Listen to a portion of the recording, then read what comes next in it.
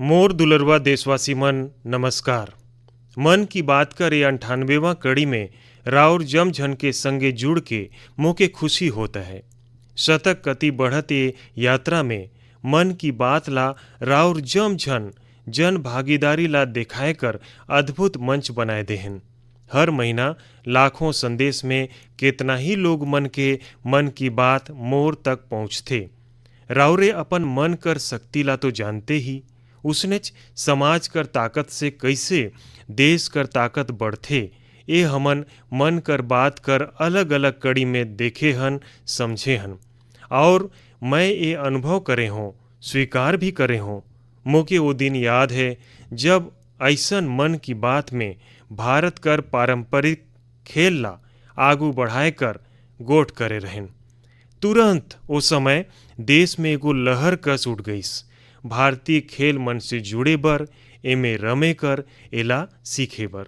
मन की बात में जब भारतीय खिलौना कर गोठ हुईस तो देश कर लोग मन एला घलो हाथों हाथ बढ़ाए देहिन। अब तो भारतीय खिलौना मन कर एतेक शौक हो गई से कि विदेश में भी एमन कर मांग बहुत बढ़त है। जब मन की बात में हमन कहानी सुनाए कर भारतीय परंपरा कर गोठ करें तो एकर नाम भी दुरिया दुरिया तक पहुँच गईस। लोग ज़्यादा से ज़्यादा भारतीय कहानी सुनाए कर विधा कति खिंचाए लगिन। संगवारी हो, राउरे सुरता हो ही सरदार पटेल कर जयंती यानी एकता दिवस कर मौका पर मन की बात में हमन 3 ठे प्रतियोगिता करे रहन। ये प्रतियोगिता देशभक्ति पर गीत, लोरी और रंगोली एकर से जुड़े रहिस। मोके ये बताते खुशी होता है कि देश भर कर 700 से अधिक जिला कर 5 लाख से अधिक लोग बढ़ चढ़ के एमे भाग लेहिन। बच्चा मन बुजुर्ग जम झन एमे बढ़ चढ़ के भागीदारी करिन और 20 से अधिक भाषा में अपन प्रविष्टि भेजिन हैं। ये प्रतियोगिता में भाग लेने वाला जम प्रतिभागी ला मोर कति से बहुत बहुत बधाई है। राउर में से हर कोई अपन आप में एगो चैंपियन है, कला साधक हैं। राउरे जम झन ये दिखाए ही कि अपन देश कर विविधता और संस्कृति पर राउर मन कर हृदय में कतेक प्रेम है। संगवारी हो, आज ये मौका पर मोके लता मंगेशकर जी, लता दीदी कर सुरता आना बहुत सहज है। काबर की जब ये प्रतियोगिता शुरू होए रहीस वही दिन लता दीदी हर ट्वीट करके देशवासी मन से विनती करे रहीस कि वो ये प्रथा से जरूर जुड़ें। संगवारी हो, लोरी लेखन प्रतियोगिता में पहला इनाम कर्नाटक के चामराजनगर जिला कर BM मंजुनाथ जी हर जीते रहीन। एमन के ये पुरस्कार कन्नड़ में लिखल उनकर लोरी मलगू कांदा बर भेटाइस। एला लिखे कर प्रेरणा एमन के अपन माँ और दादी के गाल लोरी गीत से मिलिस। राउर भी एके सुनब तो राउरे मन ला भी आनंद आए जही। मलगु कंद मलगु सुत जाई बेबी मोर समझदार लाडला। सुत जाई बेबी दिन चल गईस और अंधार है। निद्रा देवी आए जाही तारा मन कर बाग से सपना काट लाही। सुत जाई जो जो जो जो जो जो। असम में कामरूप जिला कर रहे वाला दिनेश गोवाला जी ये प्रतियोगिता में दूसर इनाम जीतिन। ये जो लोरी लिखिन है ओमे स्थानीय मिट्टी और धातु कर बर्तन बनाए वाला कारीगर कर प्रसिद्ध शिल्प कर छाप है। कोहार को काए कुम्हार दादा झोला लेके आइन है। झोला में भला का है। खोल के देखें कुम्हार कर झोला ला तो झोला में रहिस सुंदर कस कटोरी। हमर गुड़िया हर कुम्हार से पूछन, कैसन है ये छोटे कस कटोरी। गीत और लोरी कस रंगोली प्रतियोगिता भी बहुत प्रसिद्ध रहीस। एमे भाग लेहे वाला मन एक से एक बढ़कर सुंदर रंगोली बनाए भेजिन। एमे जीते वाला प्रविष्टि पंजाब कर कमल कुमार कर रहीस। एहर नेताजी सुभाष चंद्र बोस और अमर सहित वीर भगत सिंह कर बहुतेज सुंदर रंगोली बनाइन। महाराष्ट्र कर सांगली कर सचिन नरेंद्र अवसारी जी हर अपन रंगोली में जालियावाला बाग, ओकर नरसंहार और शहीद उधम सिंह कर बहादुरी ला दिखाइन। गोवा कर रहे वाला गुरुदत्त वांटेकर जी हर गांधी जी कर रंगोली बनाइन, जबकि पुदुचेरी कर मालती सेल्वम जी हर आज़ादी कर कई ठे महान सेनानी पर अपन ध्यान रखिन। देशभक्ति गीत प्रतियोगिता कर विजेता टी विजय दुर्गा जी आंध्र प्रदेश कर रहिन। ओ हरे तेलुगु में अपन प्रविष्टि भेजे रहिन। ओ अपन क्षेत्र कर प्रसिद्ध स्वतंत्रता सेनानी नरसिंहा रेड्डी गारू जी से बहुत प्रेरित रहिन। राउरे सुनी विजय दुर्गा जी कर प्रविष्टि कर ये हिस्सा। रेनाडु प्रदेश कर सूरज हे वीर नरसिंह, रौरे भारतीय स्वतंत्रता संग्राम कर अंकुर ही अंकुश ही। अंग्रेज कर न्याय रहित निरंकुश दमन कांडला देख के, खून तुहर सुलगिस और आगी उगलिस। रेनाडु प्रदेश कर सूरज हे वीर नरसिंह, रेनाडु प्रदेश कर सूरज हे वीर नरसिंह। तेलुगु कर बाद अब मैं राउरला मैथिली में एगो आवाज सुनात हूँ। एके दीपक वत्स जी भेजिन हैं। ओ हरे भी ए प्रतियोगिता में पुरस्कार जीतिन हैं। भारत दुनिया कर शान हवे भैया, अपन देश महान है। तीन दिशा समुंदर से घिरल, उत्तर में कैलाश बलवान हवे। गंगा यमुना कृष्ण कावेरी, कोशी कमला बलान है। अपन देश महान है ए भैया, तिरंगा में बसल परान है। संगवारी हो, मोके उम्मीद है राउरे घलो ए पसंद आइस होही। प्रतियोगिता में आइस एकस प्रविष्टि कर सूची बहुत लंबा है। राउर संस्कृति मंत्रालय कर वेबसाइट पर जाए के एके अपन परिवार कर संगे देखी और सुनी, राउर ला बहुत प्रेरणा मिली। मोर दुलरवा देशवासी हो, बात बनारस कर हो, शहनाई कर हो, उस्ताद बिस्मिल्ला खान जी कर हो, तो सहज है कि मोर ध्यान ओ कति जाबिच कर ही। कुछ दिन पहले उस्ताद बिस्मिल्ला खान युवा पुरस्कार देहल गई से। ये पुरस्कार संगीत और प्रदर्शन करे कर कलाकार क्षेत्र में उभरते प्रतिभाशाली कलाकार मन ला देहल जाथे। ये कला और संगीत जगत कर प्रसिद्धि बढ़ाए के संगे एकर समृद्धि में अपन योगदान देता है। एमे वो कलाकार घलो हैं जेमन ओ बाजा में नवा जान फूकिन है, जिनकर नाम समय कर साथ कम होते जाते हैं। अब राउरे भी ये धुन ला ध्यान से सुनी।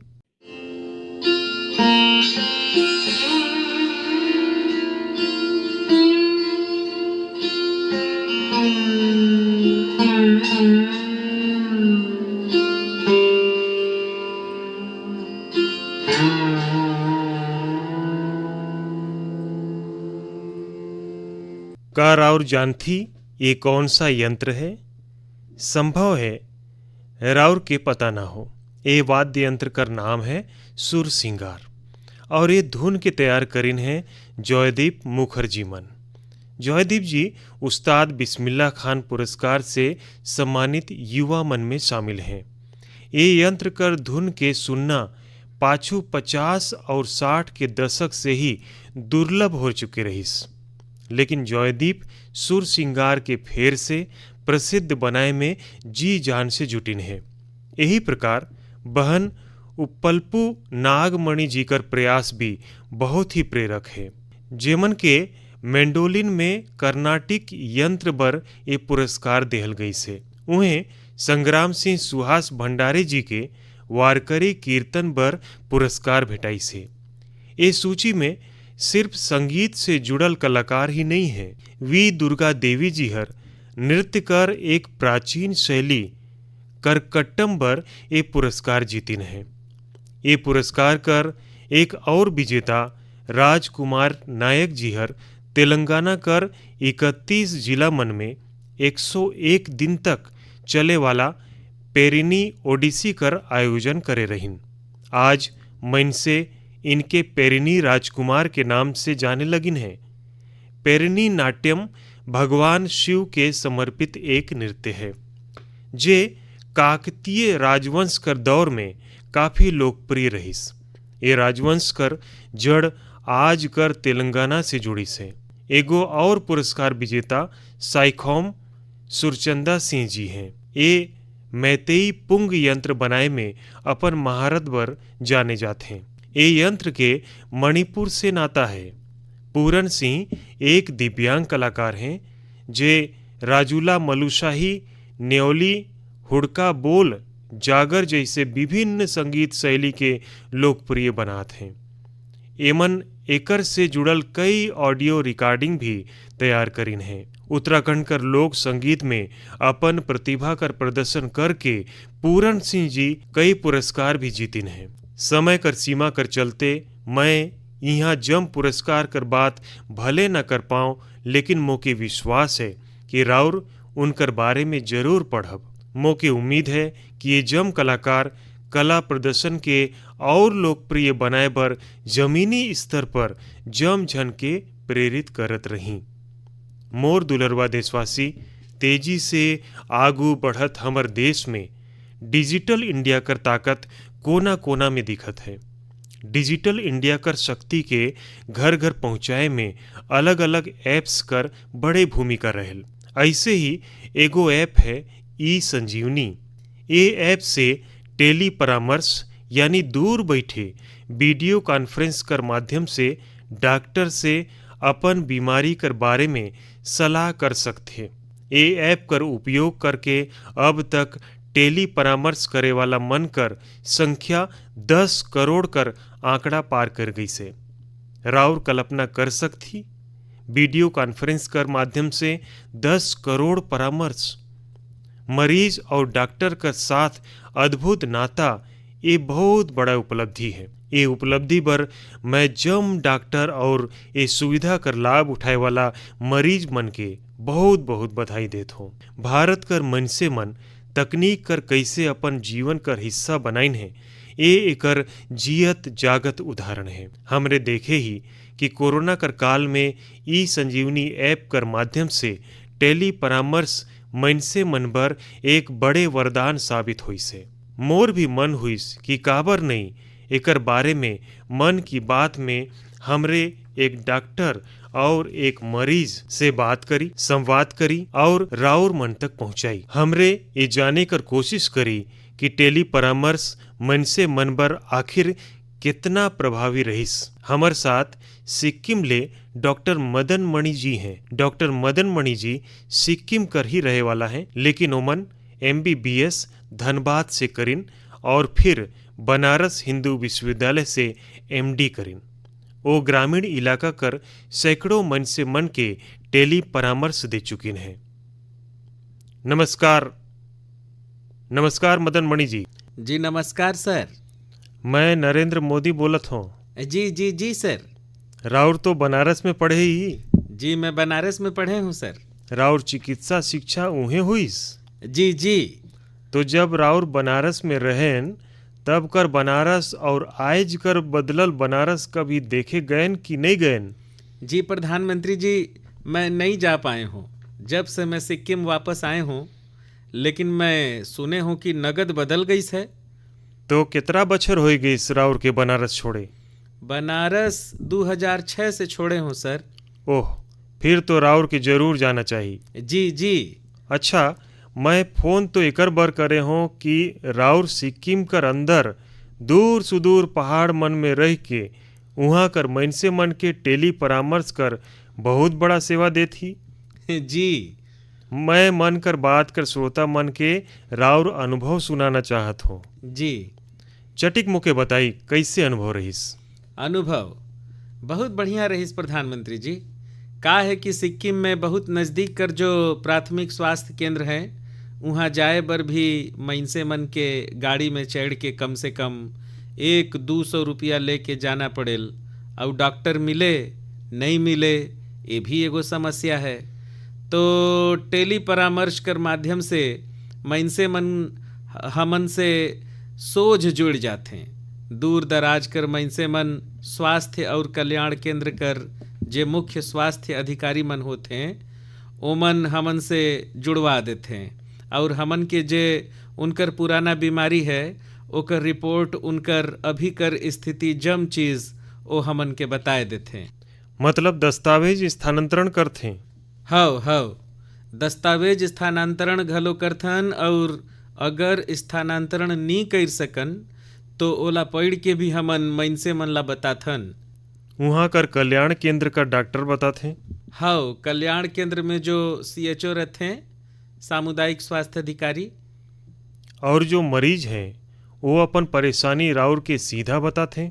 हव मरीज भी परेशानी हमन ला बताते हैं तहाँ पुराना रिकॉर्ड देख के फिर अगर कोई नवा चीज़ हमन ला जानना है जैसे काकरो छाती परिश्रवण करवाना है अगर उनकर गोड़ फूलिस है कि नहीं, अगर सामुदायिक स्वास्थ्य अधिकारी हर नहीं देखिस है तो हमन उनके बोलथन कि जाए के देखा सूजन है कि नहीं है, आँख ला देखी एनीमिया है कि नहीं है। ओके अगर खांसी है तो छाती कर परिश्रवण करी और पता करी कि वो जग आवाज़ है कि नहीं है। राउर वॉइस कॉल से बात करथी या वीडियो कॉल कर उपयोग करथी? जी वीडियो कॉल कर भी उपयोग करथन। तो राउर मरीज ला भी देखथी? मरीज ला घलो देख पाथन जी। मरीज मन के का भावना थे? मरीज मन के अच्छा लगथे काबर कि डॉक्टर ला नज़दीक से वो देख पाथे। ओके उलझन रहथे कि ओकर दवा घटाना है कि बढ़ाना है। काबर कि सिक्किम में जो ज़्यादातर मरीज होते हैं मधुमेह उच्च रक्तचाप के आते हैं और एक मधुमेह और उच्च रक्तचाप कर दवा ला बदली करे बर ओके डॉक्टर से मिले बर केतरा दुरिहा जाना पड़थे। टेली परामर्श कर माध्यम से उन्हें मिल जाते और दवा भी स्वास्थ्य कल्याण केंद्र में निःशुल्क दवा वितरण कर माध्यम से मिल जाते तो ओमन उन्हें से दवा भी लेके जाते। अच्छा मदन मणि जी, राउर तो जानत ही हो कि मरीज कर एक स्वभाव रहथे कि जब तक वो डॉक्टर आथे नहीं, डॉक्टर देखते नहीं, ओके संतोष नहीं मिलते और डॉक्टर घलो ला लगथे कि मरीज ला देखना पड़ी। अब वहाँ जम दूरसंचार में परामर्श भेटावत है तो डॉक्टर के का महसूस होते, मरीज के का महसूस होते? जी ओ हमन ला भी लगथे कि अगर मरीज मन के लगत है कि डॉक्टर के देखना चाहिए तो हमन मइनसे मन ला जो जो चीज़ देखना है वो हमन सामुदायिक स्वास्थ्य अधिकारी कर बोल के वीडियो में ही हमन देखे बर बोलथन। और कभी कभी तो मरीज ला वीडियो में ही नज़दीक में ही आए के ओकर जो परेशानी है जैसे कोनो ला चर्म कर समस्या है, त्वचा कर समस्या है तो ओ हमन ला वीडियो से ही दिखाए देते हैं तो ओ मन ला संतुष्टि रहते और बाद में ओकर उपचार करे कर बाद ओके संतुष्टि मिलथे। का अनुभव होथे? मरीज मन ठीक होत है? जी बहुत संतोष मिलत है, हमन ला भी संतोष मिलत है सर। काबर कि मैं अभी स्वास्थ्य विभाग में हूँ और संगे संगे दूर संचार में परामर्श भी करथूँ तो दस्तावेज के संगे संगे मरीज ला भी देखना मोर लिए बहुत अच्छा सुखद अनुभव रहते। औसत कतना मरीज राउरे पास दूरसंचार में परामर्श करके सावत हुई? अभी तक मैं हरे 536 मरीज मन ला देखे हूँ। ओह, मतलब राउर के नगद में महारत आई गई से। जी अच्छा लगते देखे में चली मैं राउर के शुभकामना देहत हूँ। ये तकनीक कर उपयोग करते हुए राउर सिक्किम कर दूर सुदूर जंगल में पहाड़ में रहे वाला लोग मन के इतना बड़ा सेवा करत हन। और खुशी कर बात हवे कि हमर देश कर दूर दराज क्षेत्र में भी तकनीकी कर इतना बढ़ियन उपयोग होते। चली मोर कतिले राउरे के बहुत बहुत बधाई। धन्यवाद। संगवारी हो, डॉक्टर मदन मणि जी कर बात से साफ है कि ई संजीवनी ऐप कौन तरह से उनकर मदद करत है। डॉक्टर मदन जी कर बाद अब हमन एक और मदन जी से जुड़त हन। ये उत्तर प्रदेश कर चंदौली जिला कर रहे वाला मदन मोहन लाल जी हैं। अब ये भी संयोग है कि चंदौली भी बनारस से सटी से आई। मदन मोहन जी से जानी कि ई संजीवनी ला लेके एक मरीज के रूप में उनकर अनुभव का रहीस। मदन मोहन जी प्रणाम। जोहार जोहार साहेब। जोहार। अच्छा, मोला बताल गई से कि राउर मधुमेह कर मरीज हवा हौ और राउर तकनीक कर उपयोग करके दूर संचार में परामर्श करके अपन बीमारी कर संबंध में मदद लेथी। हौ एक मरीज कर नाते, एक दर्दी के रूप में मैं राउर के अनुभव सुनना चाहत हूँ, ताकि मैं देश के रवैया मन तक ये बात ला पहुँचाना चाहूँ कि आज कर तकनीकी से हमर गांव में रहे वाला लोग मन भी कौन प्रकार से एकर उपयोग भी कर सकत हैं। चटिक बताई कैसे करत ही। ऐसन हवे सर जी, अस्पताल मन हर दूरिया है और जब मधुमेह हमके होइस तो हमके जो है 5-6 किलोमीटर दूरिया जाए करके इलाज करवाना पड़त रहीस, दिखाना पड़त रहीस। और जब से राउर द्वारा व्यवस्था बनाल गई से तब से हमन जाथन, हमर जांच होथे, हमके बाहर कर डॉक्टर मन से बात भी कराए देथे और दवा भी देथे। एकर से हमन ला बड़ा फायदा हुई और मन ला भी फायदा है एकर से। तो एके ठे डॉक्टर हरे राउरे हर ला देखेल कि डॉक्टर मन बदलत जाथे। जैसे ओके नहीं समझ में आथे तो डॉक्टर के दिखाए देथे, वही हरे बात करके दूसर डॉक्टर से हमन से बात करवाथे। और डॉक्टर हरे जो राउरेला मार्गदर्शन देथे ओ राउरेला पूरा फायदा होएल ओकर से। हमके फायदा होएल, हमके ओकर से बहुत बड़ा फायदा है और गांव के लोग मन ला भी ओकर से बहुत फायदा है। जमेज है यहाँ पूछथे कि भैया हमके बीपी है, हमके शुगर है, जांच कराई, दवा बताई। और पहले तो 5-6 किलोमीटर दूर जात रहन, लंबा लाइन लगत रहीस, पैथोलॉजी में लाइन लगत रहीस, एक दिन कर समय कर नुकसान होत रहीस। मतलब राउर समय भी बच जाए और पैसा भी खर्च होत रहीस। और यहाँ पर निशुल्क सेवा सब होवत है। अच्छा, जब राउरे अपन सामने डॉक्टर से मिलथी तो एगो विश्वास बनल, चला भाई डॉक्टर है, ओ हरे मोर नाड़ी ला देख लेहिन है, मोर आँख ला देख लेहिन है, मोर जीभ ला भी जांच कर लेहिन है। तो एगो अलग तरह के बात महसूस होल। तो ये टेली परामर्श करथन तो वहीच का संतोष होल राउला। हाँ, संतोष होल कि वो हमर नाड़ी पकड़त हैं, आला लगावत हैं, ऐसा मोके महसूस होल। और मोके बड़ा तबीयत खुश लागेल कि भाई इतना अच्छा व्यवस्था राउर मनकर कतिले बनाल गई से कि जेकर से कि हमन ला यहाँ परेशानी उठाना पड़त रही, गाड़ी कर भाड़ा देना पड़त रही, वहाँ लाइन लगाना पड़त रही। अब जम्मो सुविधा हमन ला घर बैठे बैठे मिलत। चली मदन मोहन जी, मोर तरफ से राउरे ला बहुत बहुत शुभकामना है। उम्र के पड़ाव पर भी राउरे तकनीकी सीखत ही, तकनीकी कर उपयोग करत ही और जम झन ला भी बताई, ताकि और लोग मन कर भी समय बाँच जाए, धन भी बाँच जाए और ओमन के जो भी मार्गदर्शन भेटात है ओकर से दवाई हरे भी अच्छा ढंग से हो सकत है। हाँ, और का। चली मोर बहुत बहुत शुभकामना है मदन मोहन जी राउरे ला। बनारस ला साहेब रौरे काशी विश्वनाथ स्टेशन बनाए देहन, विकास कर देहन, ये रौरे ला बधाई है हमन कर तरफ से। मैं राउर धन्यवाद करत हूँ। हमन का बनाइन जी, बनारस कर लोग हरे बनारस ला बनाइन है, नहीं तो मैं तो दाई गंगा कर सेवा बर दाई गंगा हरे बुलाइन है, बस और कुछ नहीं। ठीक है जी, बहुत बहुत शुभकामना राउरे ला। प्रणाम जी। जोहार सर जी। जोहार जी।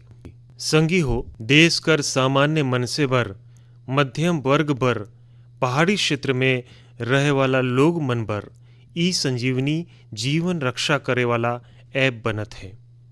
ये है भारत कर डिजिटल क्रांति कर शक्ति और एकर प्रभाव आज हमन हर क्षेत्र में देखत ही। भारत कर यूपीआई कर ताकत भी रौरे जानते छी। दुनिया कर कितना न कितना देश एकर तरफ आकर्षित हैं। कुछ दिन पहले ही भारत और सिंगापुर कर बीच यूपीआई पे नाउ लिंक लानल गई से अब सिंगापुर और भारत कर लोग अपन मोबाइल फोन से वही तरह से पैसा ला भेजत हैं जैसे वो अपन अपन देश कर भीतर करते हैं। मोके खुशी है कि लोग हरे एकर फायदा उठाना शुरू कर देहिन है। भारत कर ई संजीवनी ऐप हो या फिर यूपीआई, ए हरे जीवन में आसानी ला बढ़ाए में बहुत मददगार साबित होइन है। मोर दुलरवा देशवासी, जब कोनो देश में विलुप्त होए वाला कोनो पक्षी कर प्रजाति ला, कोनो जीव जंतु ला बचा लेहल जायल तो ओकर पूरा दुनिया में चर्चा होल। हमर देश में ऐसन अनेक महान परंपरा मन हैं जो लुप्त हो गए रहिन। लोग मन कर सुरता से हट गए रहिन, लेकिन अब एमन ला जन भागीदारी कर शक्ति से फिर से जियाए कर प्रयास होता है। तो एकर चर्चा बर मन की बात से बेहतर मंच और का हो सकता है। अब जो मैं राउरे मन ला बताए जात हूँ वो जान के राउरे मन ला बहुत खुशी हुई, अपन विरासत पर गर्व हुई। अमेरिका में रहे वाला श्रीमान कंचन बनर्जी हरे विरासत कर संरक्षण से जुड़ल ऐसने एगो अभियान कर तरफ मोर ध्यान ला खींचिन है। मैं उनकर अभिनंदन करत हूँ। संगी हो, पश्चिम बंगाल में हुगली जिला कर बांसबेरिया में ए महीना में त्रिवेणी कुंभो महोत्सव कर आयोजन करल गईस। एकर में 8 लाख से भी ज्यादा श्रद्धालु हरे शामिल होइन। लेकिन का रौरे जानत ही कि इतना विशेष काबर है? विशेष एकर बर काबर की ये प्रथा 700 साल के बाद फिर से जियाल गई से। ऐसे तो ये परंपरा हर हजारों बरस पुराना है, लेकिन दुर्भाग्य से 700 साल पहले बंगाल कर त्रिवेणी में होए वाला ये महोत्सव बंद हो गए रहीस। एला आजादी कर बाद फिर से शुरू करे बर चाहत रहीस, लेकिन ओहू घलो नहीं हो पारिस। 2 बरस पहले स्थानीय लोग और त्रिवेणी कुंभो पारिचालोना समिति कर माध्यम से महोत्सव फेन शुरू हुई से। मैं एकर आयोजन से जुड़ल जम्मो झनला ढेरेच बधाई देत हूँ। राउरे खाली एगो परंपरे चला नहीं जिया थी, बल्कि राउरे भारत कर सांस्कृतिक विरासत कर भी रक्षा करत थी। संगी हो, पश्चिम बंगाल में त्रिवेणी ला सदियों से एगो पवित्र स्थल का रूप में जानल जायल। एकर उल्लेख विभिन्न तरह के मंगल काव्य, वैष्णव साहित्य, शाक्त साहित्य और दूसर बंगाली साहित्यिक कृति मन में मिलेल। विभिन्न ऐतिहासिक दस्तावेज मन से ये पता चलत है कि कभी ये क्षेत्र हरे संस्कृत, शिक्षा और भारतीय संस्कृति कर केंद्र रहीस। कई संत एला माघ संस्कृति में कुंभ नहाए बर पवित्र स्थान मानथे। त्रिवेणी में राउरे मल्ला कई गो गंगा घाट, शिव मंदिर और टेराकोटा वास्तुकला से सजल प्राचीन इमारत मनला देखे बर मिल जाही। त्रिवेणी कर विरासत ला फिर से स्थापित करे बर और कुंभ परंपरा कर गौरव ला फिर से जियाए बर यहाँ पाछू साल कुंभ मेला कर आयोजन करल गए रहीस। 7 सदी कर बाद 3 दिन के कुंभ महास्नान और मेला हरे ए क्षेत्र में एगो नया ऊर्जा कर संचार करिन है। 3 दिन तक हर रोज होए वाला गंगा आरती, रुद्राभिषेक और यज्ञ में बड़ा संख्या में लोग हरे शामिल होइन। ए बार जो महोत्सव हुइस ओकर में विभिन्न आश्रम, मठ और अखाड़ा भी शामिल रहिन। बंगाली परंपरा से जुड़ल आने आने विधा जैसे कीर्तन, बाउल, गोड़ियो, नृत्यो, श्रीखोल, पोटेर गान, छऊ नाच, शाम कर कार्यक्रम मन में आकर्षण कर केंद्र बने रहिन। हमन युवा मन ला देश कर सुनहरा अतीत से जोड़े कर एहर एगो बहुत ही सराहनीय प्रयास है। भारत में ऐसन कई ठन प्रथा है जेमन ला फिर से जगाए कर जरूरत है। मोके आशा है कि एमन कर बारे में होए वाला चर्चा लोग मन ला ए दिशा में जरूर प्रेरित करही। मोर दुलरवा देशवासी हो, स्वच्छ भारत अभियान हरे हमर देश में जन भागीदारी कर माने ही बदल देहिन है। देश में कहीं पर भी स्वच्छता से जुड़ल होइल तो लोग मन एकर जानकारी मोर तक जरूर पहुंचाते हैं। ऐसने ही मोर ध्यान गई से हरियाणा कर युवा मनकर एगो स्वच्छता अभियान पर। हरियाणा में एगो गांव है दुल्हेड़ी। यहाँ कर युवा मन हरे तय करिन कि हमन ला भिवानी शहर ला स्वच्छता कर मामले में एगो मिसाल बनाना है। वो हरे युवा स्वच्छता और जन सेवा समिति नाम से एगो संगठन बनाइन। ये समिति से जुड़ल युवा बिहन्ने 4 बजे भिवानी पहुंच जाते हैं। शहर कर अलग अलग जगह पर मिल के सफाई अभियान चलाते हैं। ये लोग हरे अब तक शहर कर अलग अलग इलाका मन से कई टन कूड़ा साफ कर चुकिन है। संगी हो, स्वच्छ भारत अभियान कर एगो महत्वपूर्ण आयाम वेस्ट टू वेल्थ मने की कचरा से ही धन भी है। ओडिशा कर केंद्रपाड़ा जिला कर एगो बहिन कमला मोहराना एगो स्वयं सहायता समूह चलाते हैं। ये समूह कर महिला मन हरे दूध कर थैली और दूसर प्लास्टिक पैकिंग से टोकरी और मोबाइल स्टैंड जैसन कई ठे सामान बनाते हैं। ये इमन बर स्वच्छता कर संगे संगे आमदनी कर भी एगो अच्छा जरिया बन जाता है। हमन अगर ठान ले तो स्वच्छ भारत में अपन बहुत बड़ा योगदान दे सकत ही। कम से कम प्लास्टिक कर बैग कर जगह पर कपड़ा कर बैग कर संकल्प तो हमन जम झेला ले लेहेक चाहिए। राउरे देखब राउरे ये संकल्प राउरे ला कितना संतोष देही और दूसर लोग मन ला जरूर प्रेरित करही। मोर दुलरवा देशवासी हो, आज हमन और रौरे मन एक संगे जुड़ के एक बार फिर से कई ठन प्रेरणा देहे वाला विषय मन कर बात करें। परिवार कर संगे बैठ के ओके सुनेन और अब ओके दिन भर गुनगुनाबो। हमन देश कर कर्मठता कर जितने चर्चा कर थी उतने हमन ला ऊर्जा भी मिलल। यही ऊर्जा प्रवाह कर साथ चलत चलत आज हमन मन कर बात कर 98वां कड़ी कर मुकाम तक पहुंच गए ही। आज से कुछ दिन बाद ही होली कर तिहार है। राउरे जम झेला होली कर शुभकामना। हमन ला अपन तिहार वोकल फॉर लोकल कर संकल्प कर साथ ही मनाना है। अपन अनुभव भी